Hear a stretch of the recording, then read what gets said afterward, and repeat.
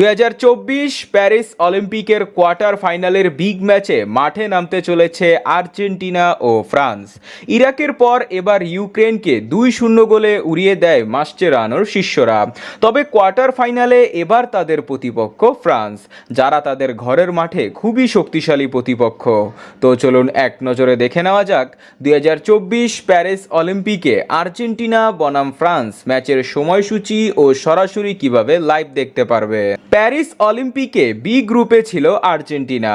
Group পর্বে 3 match খেলে 2 জয় ও 1 পরাজয় নিয়ে সর্বোচ্চ 6 পয়েন্ট নিয়ে B2 বা বি গ্রুপের রানার্স আপ দল হিসাবে কোয়ার্টার ফাইনালে উঠে আর্জেন্টিনা। ওদিকে ফ্রান্স ছিল এ গ্রুপে। গ্রুপ পর্বে তারাও 3টি ম্যাচ খেলে, কিন্তু একটি ম্যাচও না হেরে খুব দাপটের সাথে 9 পয়েন্ট নিয়ে A1 বা গ্রুপ চ্যাম্পিয়ন হয়ে কোয়ার্টার ফাইনালে উঠে ফ্রান্স। নিয়ম অনুযায়ী এ গ্রুপ চ্যাম্পিয়ন খেলবে বি গ্রুপের রানার্স আপের বিপক্ষে। সেই হিসাবে কোয়ার্টার ফাইনালে মুখোমুখি হবে তারা। স্বর্ণ জয়ের মিশনে নিজেদের গোল্ড পুনরুদ্ধার করতে হলে আগে এই ফ্রান্সকে হারাতে হবে। যদি এই শক্তিশালী ফ্রান্সকে তাদের ঘরের মাঠে হারানো যায় তাহলে গোল্ড মেডেল 80% কনফার্ম। তবে ফ্রান্সও ছেড়ে কথা বলবে না, তাই দুই দলের জন্যই এটি একটি হাই ভোল্টেজ ম্যাচ।